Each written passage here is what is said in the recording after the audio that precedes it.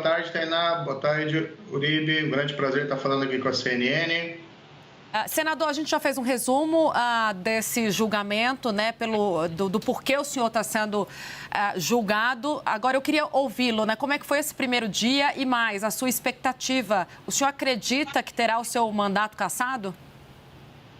Tainá, foi uma boa oportunidade, foi a primeira vez que eu pude falar no processo diretamente e poder esclarecer também publicamente os fatos. No fundo, o que a gente tem presente é que essas ações são um castelo de cartas, são promovidas aí por uma perseguição política por parte do PT e, do outro lado, por conta ali de oportunistas que perderam a eleição, né, que são membros ali do PL, mas todas as alegações não se sustentam. Fizeram um carnaval quando propuseram as ações, falaram que tinha Caixa 2, que tinha desvio, e quando se vê no processo não tem nada, não tem prova nenhuma disso, até porque esses fatos não ocorreram. E basicamente a tese deles, que é uma tese fantasiosa, é basicamente dizer, olha, o senador, né, eu no caso, teria me candidatado à presidência para um subterfúgio para depois se candidatar ao Senado. Quem acompanhou os fatos, quem sabe a realidade, sabe que foi o contrário, foi penoso eu ter que desistir da pré-candidatura presidencial. E aí querem pegar os gastos, né, que não são nem pré-campanha, foram no período anterior à campanha, são gastos de atividade partidária, e querem pegar tudo isso e chamar de abuso de poder econômico. Mas, por exemplo, houve gastos com segurança e carros blindados que foram adquiridos pelos partidos e entraram no seu acervo permanente. Isso não é gasto nem de campanha e nem de pré-campanha. E foi feito tudo de maneira transparente. E, por exemplo, andar com um carro blindado por aí não te dá voto nenhum adicional para a campanha de senador. Então, a gente tem presente que a ação vai ser julgada, evidentemente a gente respeita a justiça eleitoral, vamos esperar o julgamento, mas os fatos que eles alegam são fatos que ou não existem, ou não foram provados, ou não fazem sentido. Senador, o senhor foi ministro da Justiça do governo de Jair Bolsonaro, que é filiado ao PL. O senhor ajudou na campanha de Jair Bolsonaro de 2022, esteve ao lado dele, por exemplo, em um debate eleitoral. O senhor se sente traído neste momento pelo partido de Jair Bolsonaro? O que eu vejo aqui são oportunistas, né? Teve um candidato do PL que perdeu as eleições, que vive reclamando por aí que perdeu por conta da pesquisa, né, da Globo, que teria saído na véspera das eleições, e aí pegou carona nesse clima de perseguição política do país e está querendo ganhar um mandato de senador com tapetão, uma espécie de senador biônico. E a nossa preocupação principal é esclarecer os fatos, as provas do caso e mostrar, olha, tudo isso que tem sido falado e se tem plantada muita informação errada na imprensa, nada disso é procedente. Uribe, para você ter uma ideia, quando eu estava no Podemos, nós pedimos para que fosse feita uma investigação interna, que tinham surgido denúncias de possíveis desvios de corrupção, não nas minhas atividades, mas em coisas pretéritas do partido.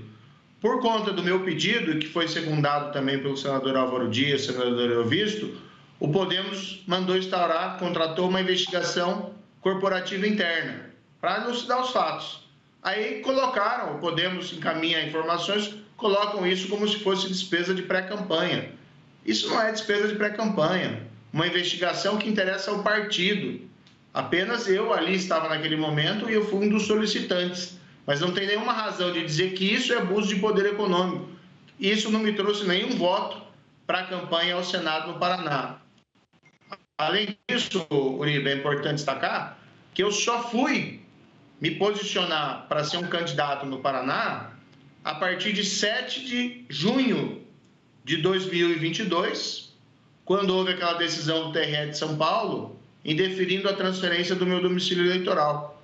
Todos os gastos que existem de transporte, hospedagem, que são, na verdade, relacionados a atividades partidárias, não tem nada a ver com algo que tenha sido feito no Paraná ou com sequer uma pré-campanha ao Senado pelo Paraná. Então, por isso que a gente diz, quando se vai nos detalhes, e acho que a percepção dos advogados cada vez é mais clara nisso, e também dos agentes da Justiça, o que se tem é um grande castelo de cartas em cima de um monte de nada, que está sendo utilizado por uma perseguição política, e aqui, deixo claro, não da Justiça Eleitoral, mas uma perseguição política promovida pelo PT e, infelizmente, aqui secundada por agentes do PL que perderam a eleição no Paraná.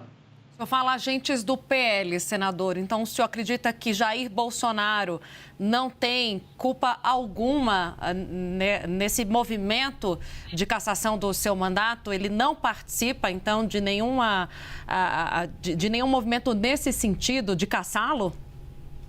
Agentes do PL no Paraná. Quem perdeu a eleição, sendo oportunista, buscando essa vaga, sem ganhar no voto. E eu tenho que respeitar aqui, Tainá, foram 1.953.000 votos de paranaenses. O Paraná tem o direito de escolher os seus representantes. O Paraná não pode ser tolhido em escolher o seu senador e a oposição não pode ser tolhida em fazer oposição somente porque desagrada ao governo Lula. Então, esses são pontos fundamentais que estão em jogo. Porque, vê, a cassação de um mandato no senador é muito grave. Precisam ter fatos sólidos. E, nesse caso em particular, como eu disse, tem um balão cheio de nada. O senhor chegou a conversar com Jair Bolsonaro para que ele tivesse algum tipo de influência no partido? E mais, não causa estranheza, senador, que diante desse debate, dentro do PL, já tenha uma discussão a respeito do lançamento de Michele Bolsonaro para a vaga do senhor? Não, o que eu vi aí são especulações, eu não sei, eu não sou do PL, eu não participo ali das discussões deliberativas. O que existe, mas não vi isso, evidentemente, da senhora Michele, o que existe, alguns personagens políticos confiantes nesse clima de perseguição política instaurado pelo PT, querendo se antecipar e se colocar como um candidato a uma eleição, que é algo surreal.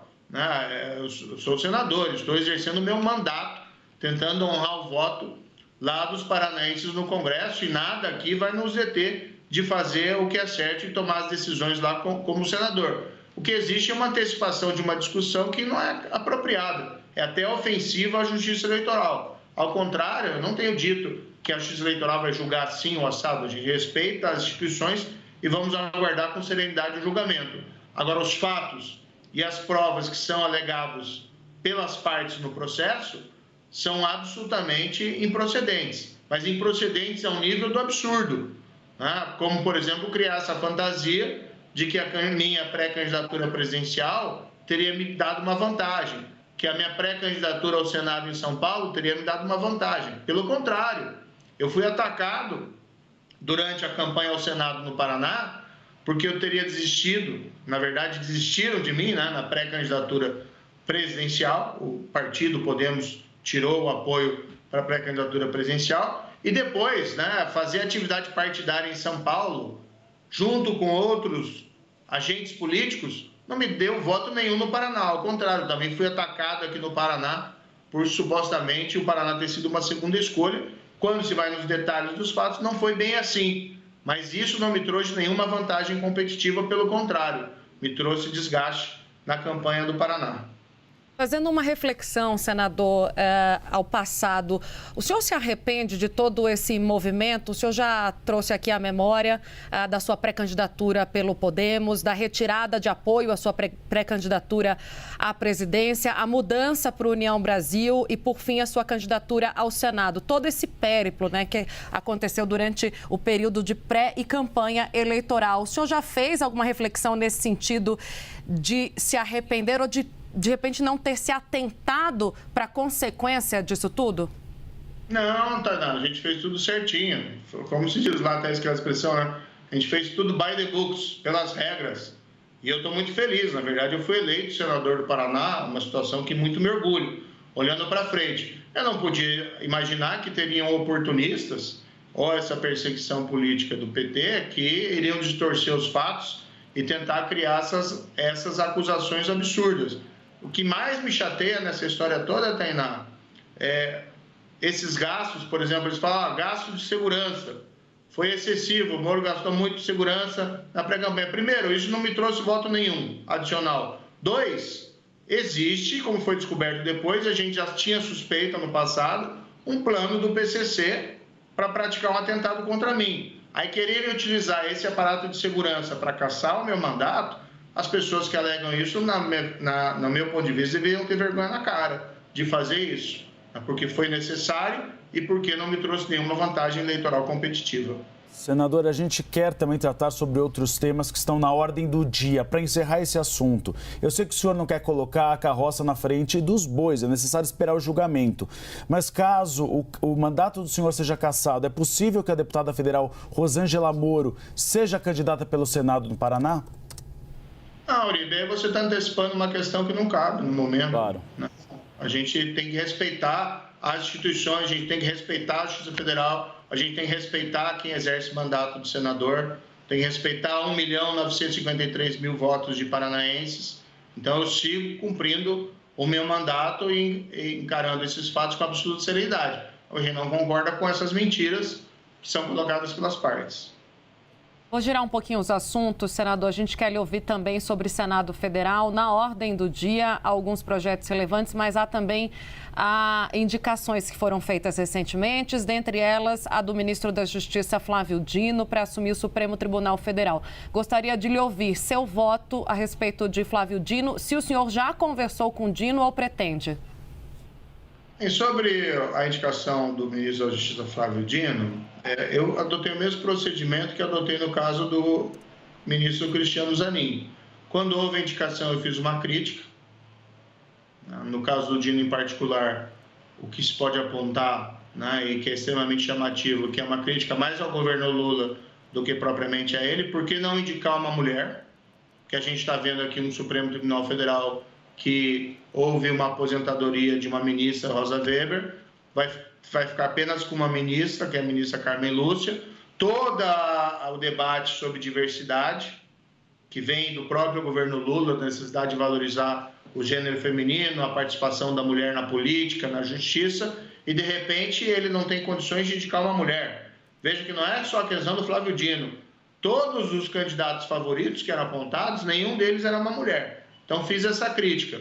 Agora, em relação ao meu voto, eu tenho recebido muita cobrança. Vota não, vota sim, como é que você vai se posicionar e tal. É a mesma situação do ministro Cristiano Zanin. Me pronunciarei na sabatina e no momento da votação. Eu acho, respeito, né, evidentemente, quem quis adiantar o voto, mas a minha postura nessas sabatinas foi sempre aguardar o momento da sabatina. O senhor está aberto para um diálogo com o Flávio Dino, caso ele procure o senhor, e ele já procurou o senhor para uma conversa? Eu sou aberto a diálogo com todo mundo. Eu, aliás, sou a pessoa que mais ali no Congresso tem dito, nós precisamos olhar para frente, pacificar o país. O país precisa voltar a crescer com estabilidade e com responsabilidade fiscal. O país não pode ficar entrando nessas bolas divididas de guerra no Oriente Médio, de guerra na Europa, ou querer aí colocar o Brasil a serviço do Lula para ganhar um prêmio Nobel. Não faz o menor sentido para isso. Não subo na tribuna lá, Uribe, para discutir triplex, sítio de Atibaia. A gente está olhando para frente e estamos apresentando os nossos projetos do Senado e os aprovando. Não tenho esse rancor, tenho orgulho do que eu fiz no passado, mas não creio que aqui é um objetivo de ficar fazendo revisionismo histórico através desse mandato. Então, eu sempre fui aberto ao diálogo com qualquer pessoa, ainda que eu discorde da pessoa, ainda que eu tenha críticas às pessoas, e eu tenho sido um crítico severo do Ministério da Justiça, não uma crítica pessoal, mas a crítica que eu faço é a ausência de uma política de segurança pública robusta no governo Lula, que eu não vi até o momento. E a gente vê esse crescimento do crime organizado. Veja, não só isso que está acontecendo no Rio, não só isso que está acontecendo na Bahia, mas um plano para matar um senador. Hoje saiu na imprensa também que descobriram lá que o PCC também fez levantamento sobre endereços do presidente do Senado e do presidente da Câmara dos Deputados. Isso demanda uma ação urgente por parte do governo federal contra o crime organizado. A gente não pode recuar nisso. A minha crítica que eu tenho sido feito ao ministro Flávio Dino é particularmente as políticas de seu ministério, que não vejo como substanciais. Ministro também, né, por já ter sido ministro, senador. Eu vou fazer 2 em 1 rapidinho para a gente finalizar também. Sei que o senhor tem um tempo curto e a gente precisa seguir com o jornal, mas eu não posso deixar de ouvi-lo sobre uma outra matéria que está na ordem do dia do Senado Federal, que é a PEC dos mandatos, que limita o mandato de ministros do Supremo em 8 anos e permite também indicações à Suprema Corte pela Câmara e pelo Senado. Se o senhor é favorável ou não. E mais, gostaria de ouvi-lo sobre qual a avaliação que o senhor faz em relação à sua atuação, sua articulação dentro do Senado, agora Moro político. Como é que o senhor transita no Senado Federal vestindo essa roupagem da política? Vamos começar pela segunda. Olha, eu vejo que nós aprendemos muito. Eu entrei, é um trabalho diferente, fui juiz 22 anos, depois como ministro. A gente lidava com o parlamento, como ministro principalmente, mas é diferente quando você está lá dentro. O relacionamento dentro do Senado tem sido bastante cordial. Eu tenho uma situação em particular que eu sou oposição ao governo Lula. Então, isso fecha algumas portas e abre outras, mas eu entendo que isso é necessário com o país. Mas em relação ao relacionamento com os pares, eu diria que tem sido um ótimo relacionamento. Nós temos conseguido, inclusive, aprovar projetos importantes, principalmente no âmbito da segurança pública, que é o que a gente mais precisa no momento. Além de se posicionar com clareza em temas econômicos. Por exemplo, eu voto contra o aumento de tributos. Não podemos fazer um ajuste fiscal e equilibrar as contas do governo com o bolso do contribuinte. O governo deveria cortar os seus gastos e eu tenho sido um crítico. Também tenho tido uma visão importante, a meu ver, aqui em relação à América Latina. Eu promovi audiência pública com a Maria Corina Machado, líder da oposição na Venezuela no Senado Federal. Aliás, ontem o Maduro, tirano de Caracas, mandou prender aliados da Maria Corina Machado, confirmando que ele é um ditador e é um perigo, inclusive, para a segurança da América Latina com essa história da Guiana. Nos posicionamos em relação ao ingresso da Bolívia no Mercosul, inicialmente contrários, porque há presos políticos hoje na Bolívia, mas resolvemos ali aprovar, mediante a condição de criar uma comissão de senadores para visitar a Bolívia e esses presos políticos, da qual eu quero fazer parte. Então, eu tenho sido oposição, mas para mim, do ponto de vista pessoal, é uma honra, né, servir o país, mas também tem sido uma experiência de aprendizado. Isso a gente tem que tratar com bastante, né, humildade. A gente sempre está aprendendo na vida e estar lá no Senado Federal é muito gratificante nesse aspecto.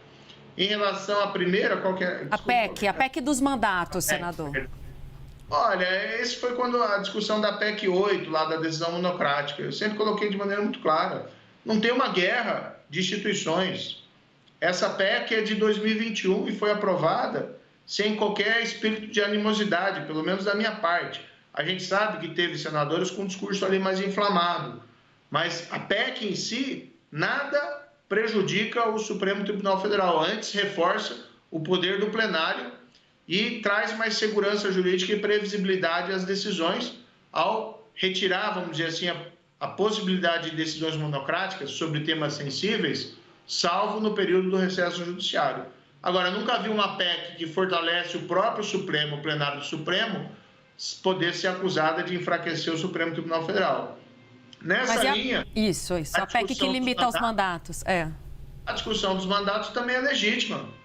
E é uma discussão que o parlamento pode fazer. Veja que na Europa, as cortes constitucionais europeias, que têm um enorme prestígio, os ministros ou juízes lá têm mandatos de 10, 12 anos, 15 anos, e ninguém diz que lá não tem independência judiciária. Se vou votar a favor ou não, acho que é uma questão que aí vai depender da evolução do debate. Mas o debate de assuntos, ainda que polêmicos, dentro de uma democracia, é sempre saudável. Esse é o papel do Congresso, do Parlamento.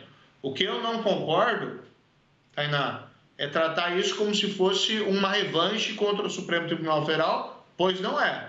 E isso o próprio presidente do Senado, Rodrigo Pacheco, colocou de maneira muito clara ao dizer: nada aqui significa uma retaliação ao Supremo Tribunal Federal, é apenas uma busca de um aprimoramento institucional.